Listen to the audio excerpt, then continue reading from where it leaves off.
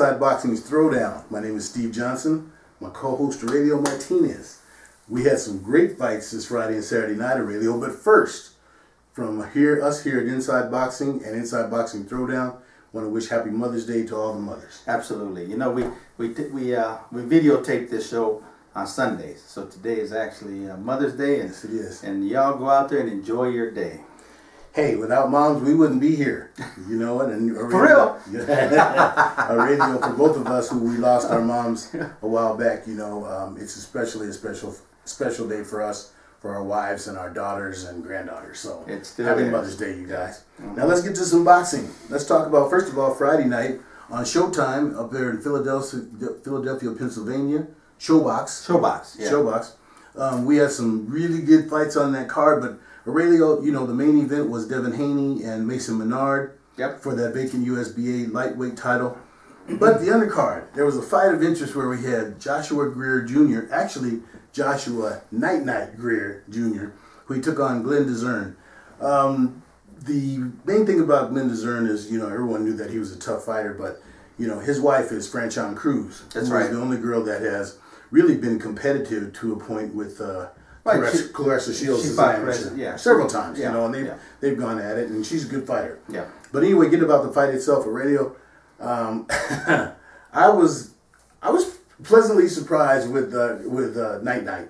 Well, you know what, I was very interested in that fight simply because these guys, they're smaller guys, but they were just. It was genuine that they didn't like each other. No question. It started off at the win. Before we get into that, I just also say Adam Lopez was also on that undercard. Oh yeah, and he lost. So he's going back to the drawing board. A lot of people had a lot of high hopes for him. I remember that. And a lot of folks had high hopes for him, and unfortunately he lost. And it's going to be one of them situations where he's going to have to crawl out that hole if he wants to stay and be a contender in this game. But I just want to make mention of that because a lot of folks were looking forward to Adam Lopez. Well, you know, just to touch on it one more second. His fights that he's lost have been the guys that are undefeated. Absolutely. I mean, it's not like he's losing to bums. That's what I mean. He's trying to get over that hump. He's like Bum Phillips in the NFL. He always was knocking on that door, but just couldn't quite kick it in. Couldn't get the big one. There you go. But anyhow, this fight between Joshua Greer Jr. and Glenn Dezurn. Okay, I mean, these were genuinely two fighters in that ring that didn't like each other. I mean, they talked a lot of smack to each other.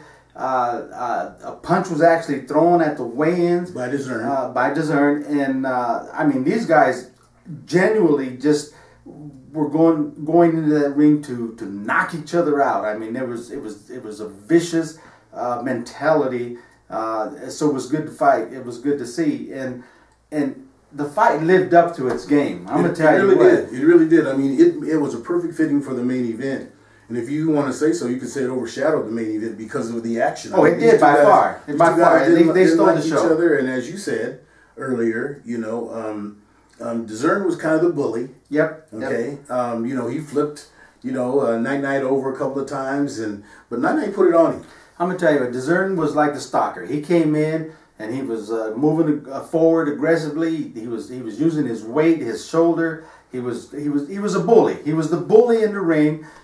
He was doing a lot of fouls, picking Greer up. Actually, at one time he flipped him over the back, and you know, the referee actually kind of lost control of that portion for a while. But the bullying tactics, he was trying to bully him, but it got to a point where in the later rounds, you can just see where Greer just started to come alive, and you can see where his movement and his posture, and actually he was actually got to a point where he was just hurting Dezurn with everything he got. As a matter of fact, you mentioned his wife, Franchon Cruz. Franchon Cruz. She even left the stadium. She left the stadium because.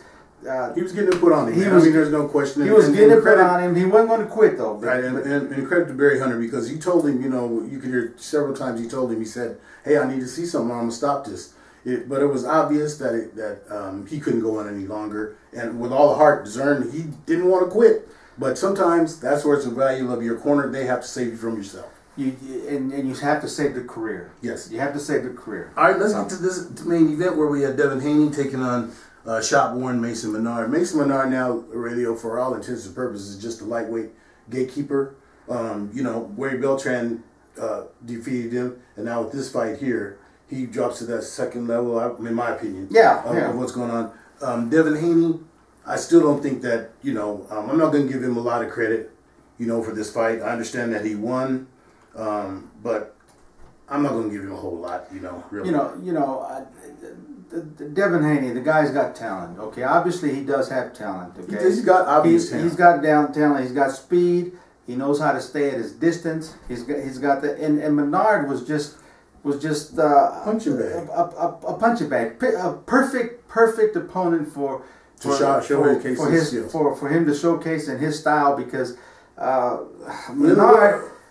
I don't know. He's a former champion, is he not? I don't think he's a former champion. Okay, I think where the commentators might have said that, but anyhow, he was lost in the fight. He didn't know how to cut off the ring. He didn't know how to. He didn't have any angles. He was lost. He was lost. When you talk about lost, let me say this.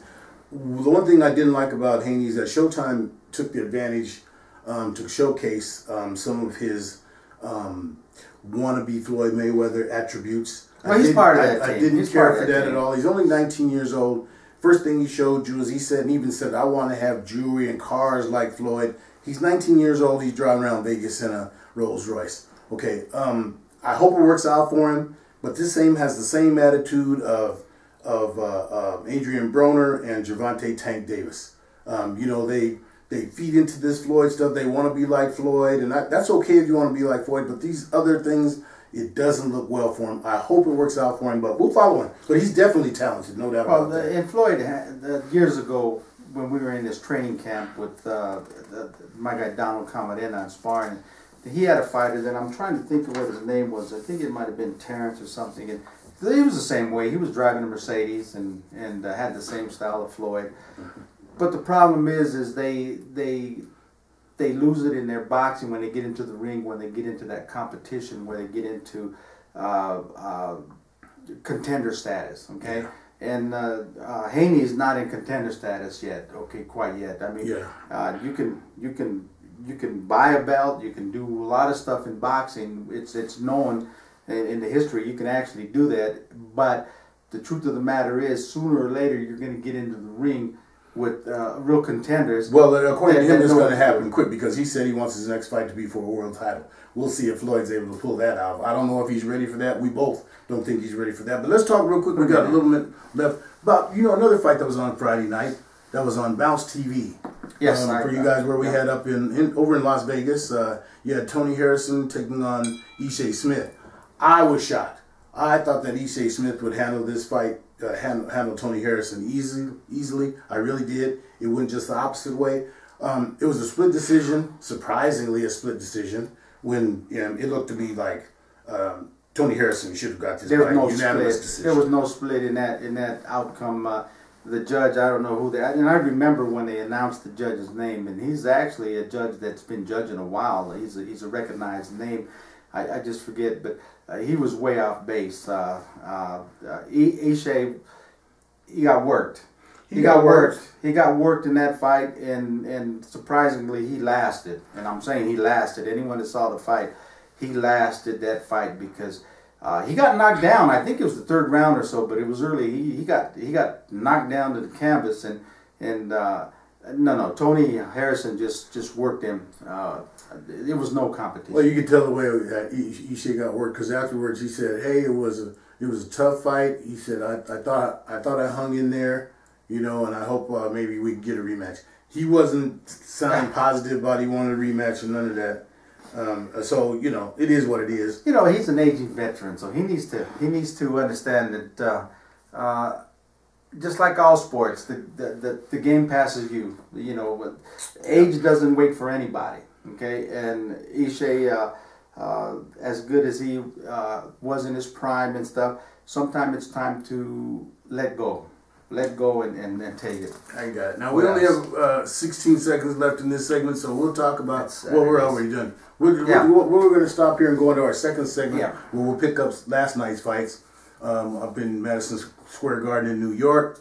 We had Jorge Linares and Lomachenko, and then over there on HBO, talk about Saddam Ali and Jaime Munguia. So we'll be back, and as we end every segment of Inside Boxing Throwdown.